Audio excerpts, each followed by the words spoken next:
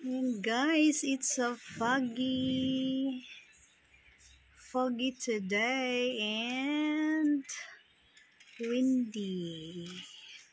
Ayan yung overlooking view namin dito sa house.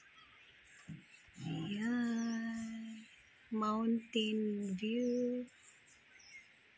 Ayan siya guys. Dito kami sa mountain side. And dyan, maraming mga ano dito, maraming unggoy. Meron ding mga baboy ramo, minsan lumalabas sila. Ayan.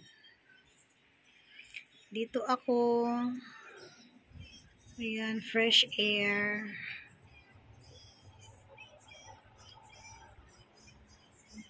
Ayan, silip lang ako dito pag yung hihinga.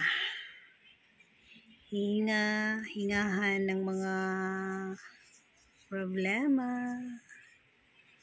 Ayan. Laban lang. OFW life. Hirap, pero kakayanin.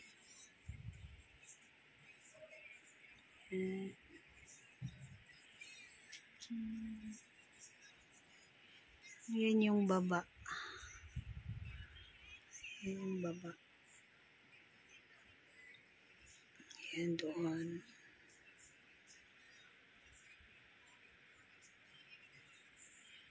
Okay guys, bye!